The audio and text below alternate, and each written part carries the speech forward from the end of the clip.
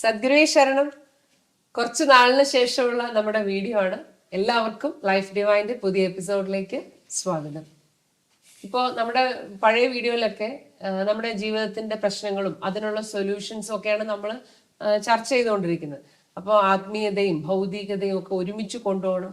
അപ്പോൾ നമ്മുടെ ജീവിതത്തിലെ എല്ലാ പ്രശ്നങ്ങൾക്കുള്ള സൊല്യൂഷൻസിനെ കുറിച്ചാണ് നമ്മളിങ്ങനെ ചർച്ച ചെയ്ത് വരുന്നത്. പക്ഷെ അതിൽ എനിക്കൊരു വിയോജിപ്പ് എപ്പോഴും തോന്നാറുള്ള ഒരു കാര്യം എന്താണെന്ന് വെച്ചാൽ, ശ്രീയുടെ അടുത്ത് ഇപ്പൊ നമ്മൾ എന്തൊരു പ്രശ്നം പറഞ്ഞാലും ഈ പറഞ്ഞ ആൾക്കാണ് കുറ്റം എന്നുള്ള രീതിയിലാണ് ശ്രീ അതിനുള്ള സൊല്യൂഷൻ തരുന്നത്. അപ്പോൾ സത്യത്തില് അത് കേൾക്കുമ്പോൾ തന്നെ നമുക്ക് ഭയങ്കരമായിട്ട് നമുക്ക് ആശയക്കുഴപ്പം ഉണ്ടാവും.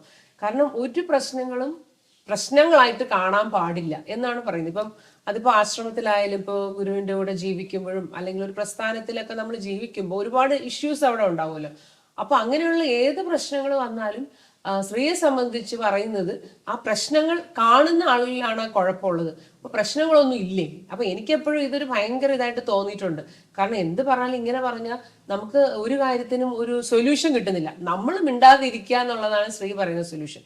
അപ്പൊ നിങ്ങളുടെ വായടപ്പിക്കാനുള്ള ഒരു പരിശ്രമല്ലേ? അതാണ് എനിക്ക് തോന്നിയിട്ടുള്ളത്. അങ്ങനെയാണ് നമ്മുടെ വായടപ്പിക്കുക. അപ്പൊ പിന്നെ ഈ കുറ്റം പറയുന്നത് അപ്പൊ ഒരു എന്തോ ഒരു അതിനകത്തൊരു സൂത്രം പോലെ, അതായത് ഈ കുറ്റം പറഞ്ഞ ആളെ അങ്ങ് നിർത്തി കഴിഞ്ഞാൽ പിന്നെ അവിടെ പ്രശ്നമില്ലല്ലോ. അപ്പൊ പിന്നെ സോൾവും ചെയ്യണ്ട, അതായത് പ്രശ്നമേ ഇല്ല. അപ്പൊ പ്രശ്നം ഉണ്ടെങ്കിലല്ലേ സോൾവ് ചെയ്യേണ്ട ആവശ്യമുള്ളൂ. എന്ത് പറഞ്ഞാലും സൊല്യൂഷൻ ഇല്ല, എല്ലാം നമ്മളിലാണ് പ്രശ്നം. അപ്പൊ പിന്നെ ശ്രീയുടെ ആത്മീയത എന്താണ് ശ്രീ പറയുന്ന ആത്മീയത? ഒന്നിനും സൊല്യൂഷൻ ഇല്ല അല്ലെ? ശരിക്കും പറഞ്ഞാൽ സൊല്യൂഷൻ ഒന്നും ഇല്ല, അതങ്ങ് പറഞ്ഞാൽ പോരെ. പിന്നെ നമ്മളെന്തിനാണ് ഇങ്ങനെ പറഞ്ഞു ഒരു നേരം പറ്റിക്കുന്നത്? പിന്നെ ഈ വീഡിയോ എടുക്കുന്നതിന്റെ ആവശ്യം എന്താണ്? അങ്ങനെയാണെങ്കിൽ സൊല്യൂഷൻ ഒന്നും ഇല്ലെങ്കിൽ അപ്പൊ പിന്നെ എന്തിനാണ് ശ്രീ ഇങ്ങനെ വീഡിയോ എടുക്കുന്നത്? അല്ലെങ്കിൽ ശ്രീയുടെ ഉള്ള കാര്യം പറയൂ. യഥാർത്ഥത്തിൽ വല്ല സൊല്യൂഷനും ഉണ്ടോ? എനിക്ക് ഇതുവരെ മനസ്സിലാവുന്നില്ല അത്. ഇപ്പൊ ആശ പറയുന്ന എല്ലാം കേട്ട് കഴിഞ്ഞപ്പോ ഇതിനൊരു സൊല്യൂഷനായിട്ട് എൻ്റെ മനസ്സിൽ പെട്ടെന്നൊരു പാട്ടാണ് ഓർമ്മ വരുന്നത്, ഒരു സിനിമാ പാട്ട്. ഞാനിപ്പോൾ ഇന്ന് രാവിലെ കേട്ടതാണ്. അപ്പോൾ അതിൻ്റെ ആദ്യ വരി ഞാൻ പാടാം, രണ്ടാമത്തെ വരി ആശ പാടുക. ആ രണ്ടാമത്തെ വരിയിൽ ആശയ്ക്ക് ഞാൻ പറയാൻ ഉദ്ദേശിക്കുന്ന സൊല്യൂഷൻ അതിനകത്തുണ്ട്.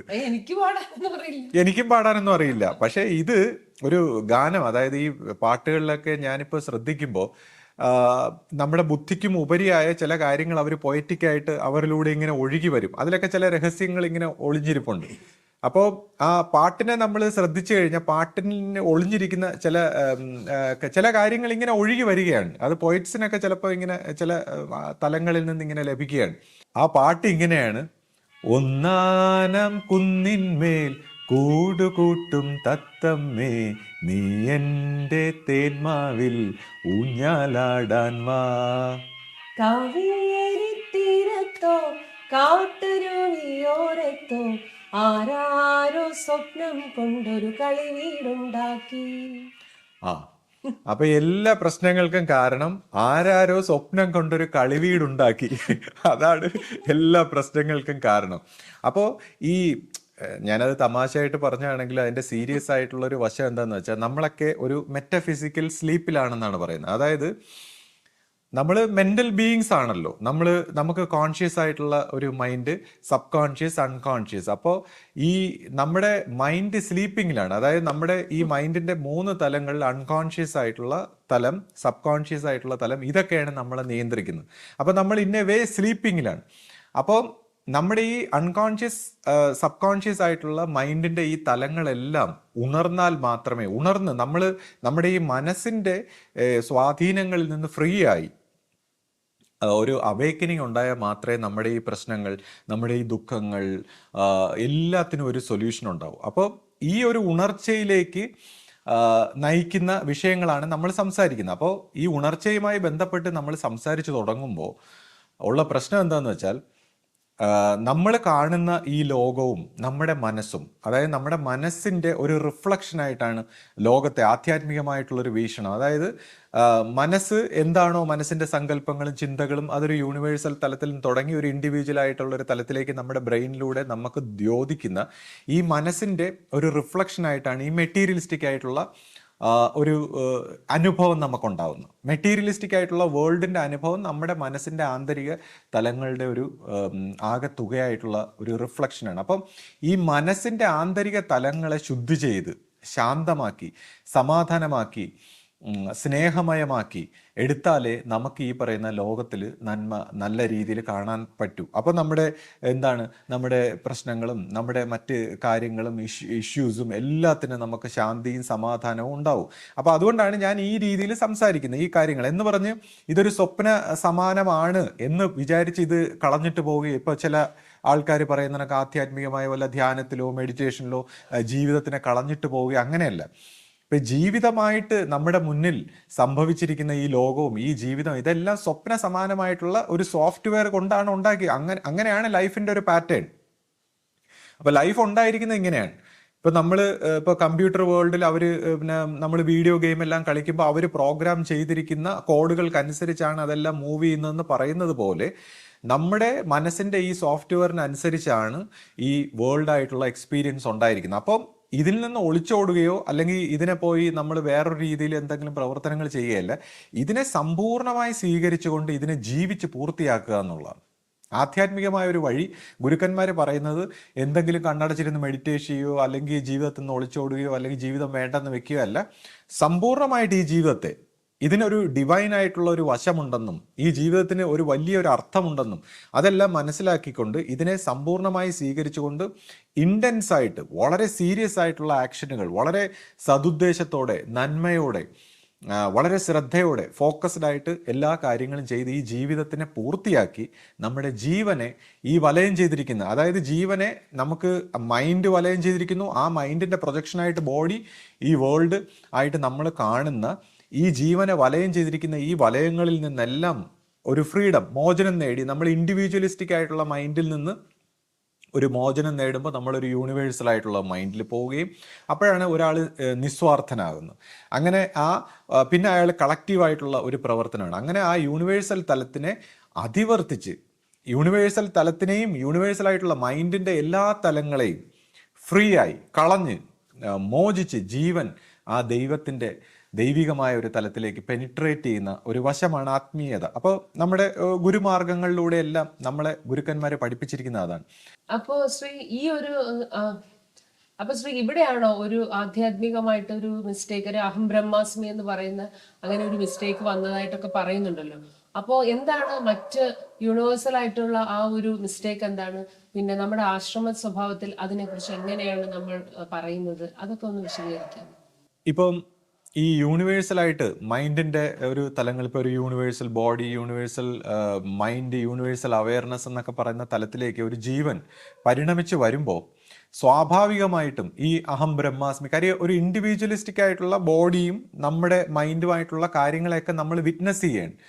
അപ്പോൾ ഒരു സെപ്പറേഷൻ നഷ്ടപ്പെട്ട് എല്ലാം ഒരു വൺനെസ് ഒക്കെ ഫീൽ ചെയ്യുമ്പോൾ നാച്ചുറലി ഈ പറയുന്ന പോലെ അഹം ബ്രഹ്മാസ്മി, ഇപ്പോൾ നമ്മുടെ വേദാന്ത സ്വഭാവത്തിലൊക്കെ ഉള്ള അറിവെല്ലാം ഈ തലങ്ങളെക്കുറിച്ചാണ്. ഈ ഒരു 7th സ്റ്റേജ് വരെ അതിൻ്റെ ഈ universal mind maximum universal awareness വരെ വികസിക്കുന്ന ആ 7th സ്റ്റേജ് വരെയാണ് നമ്മൾ വേദാന്ത സ്വഭാവത്തിലൊക്കെ പറയുന്ന യോഗ സമ്പ്രദായങ്ങളിലൊക്കെ പറയുന്നു. പല രീതിയിലുള്ള പാത്തുകളുണ്ട്. ഇപ്പോൾ ഇതിൻ്റെ പല തലങ്ങളിൽ നിന്നാണ് ഈ ഒരു യൂണിവേഴ്സൽ മൈൻഡിൻ്റെ പല തലങ്ങളിൽ നിന്നാണ് പല രീതിയിലുള്ള മതസ്വഭാവങ്ങളൊക്കെ ഉണ്ടായിരിക്കുന്നത്, അല്ലെങ്കിൽ ശാസ്ത്രങ്ങളും ഗ്രന്ഥങ്ങളും അറിവുകളും പൂജാവിധികളും. അപ്പോൾ പലതരത്തിലുള്ള ഗോഡുകൾ ഇതിൻ്റെ തലത്തിൽ പലതരത്തിലുള്ള ദൈവിക സമ്പ്രദായങ്ങളൊക്കെ ഉണ്ട്. പക്ഷെ ഇതെല്ലാം നമ്മൾ ഈ യൂണിവേഴ്സൽ ആയിട്ടുള്ള ഈ 7 ഭൂമികളായിട്ട് നിറഞ്ഞിരിക്കുന്ന മൈൻഡിൻ്റെ തലങ്ങൾ തന്നെയാണ്. ഇത് ഒരു ജീവനെ മോചിപ്പിക്കുന്നില്ല. ജീവൻ ഈ മൈൻഡിൻ്റെ തലത്തിൽ നിന്ന് മോചിപ്പിച്ച് ആ പരമമായ സത്യമായ ദൈവം എന്ന് പറയുന്ന ആ ഒരു കോൺഷ്യസ്നെസ്സിൽ ഫുള്ളി അവേക്കൻഡ് ആയിട്ട് ഒരു ജീവൻ പ്രവേശിക്കുമ്പോഴാണ് ആ ജീവന്റെ സായുജ്യം.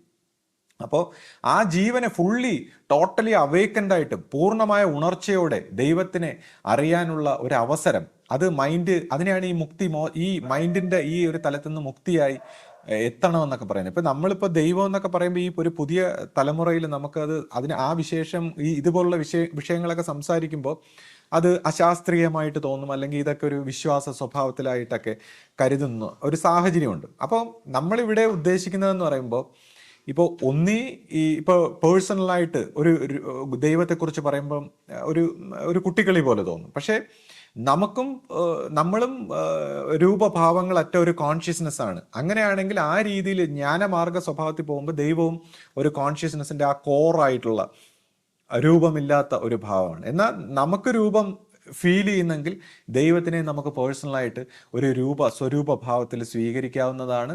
അപ്പോഴാണ് ആ ഒരു സ്നേഹബന്ധം, കാര്യം ഈ പരമമായ ദൈവത്തിലേക്ക് സ്നേഹം എന്ന് പറയുന്ന ആ ഒരു സത്യത്തിലൂടെ, ആ ഒരു ബന്ധത്തിലൂടെ മാത്രമേ മുന്നേറാൻ കഴിയൂ. മറ്റൊരു രീതിയിലുള്ള ഈ എന്താണ് ആരാധനാ സ്വഭാവത്തിലോ സമ്പ്രദായങ്ങളിലോ പ്രവർത്തനങ്ങൾ കൊണ്ടോ നമ്മുടെ ഈഗോയിസ്റ്റിക് ആയിട്ടുള്ള ഒരു പ്രവൃത്തി കൊണ്ടോ ആ ദൈവികമായിട്ടുള്ള ഒരു കണക്ഷൻ ഉണ്ടാവില്ല.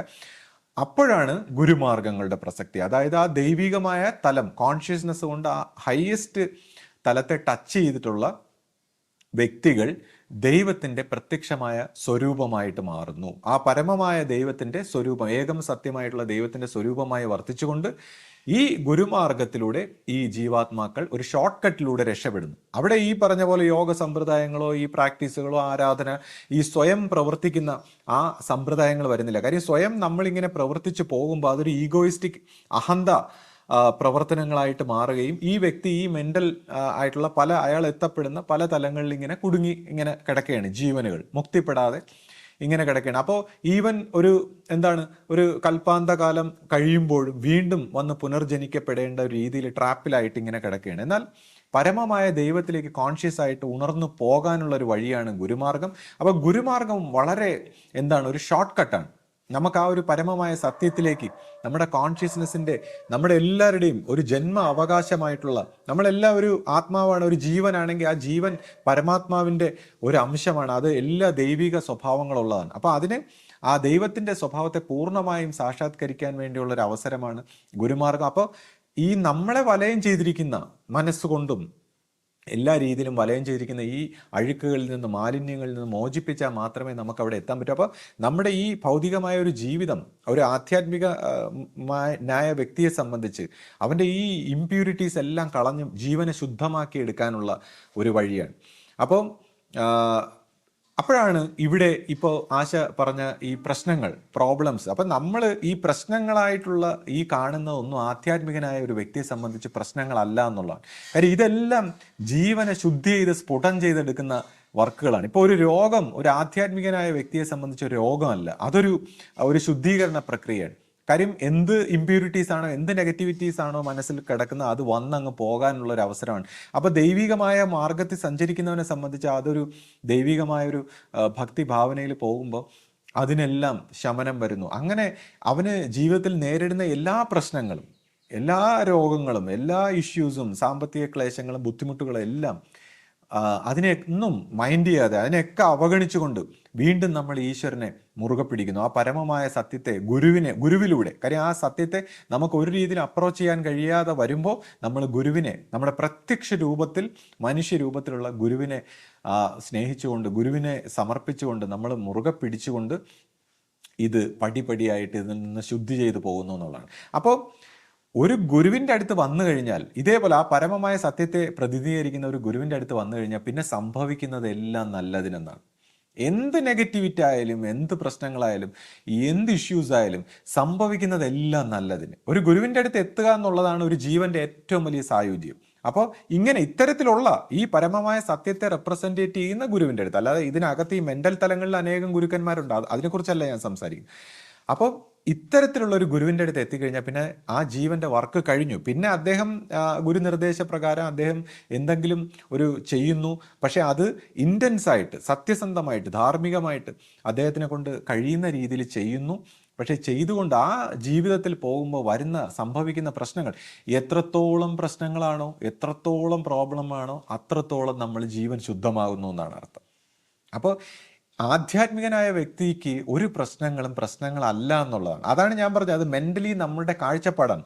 നമ്മളത് റെസിസ്റ്റ് ചെയ്യുന്നതുകൊണ്ടാണ്, ഇപ്പോൾ സംഭവിക്കുന്ന എന്തായാലും സംഭവിക്കേണ്ടതാണ്, അതിനെ റെസിസ്റ്റ് ചെയ്യുന്നതുകൊണ്ടാണ് അതൊരു പ്രശ്നമായിട്ട് മാറുന്നത്.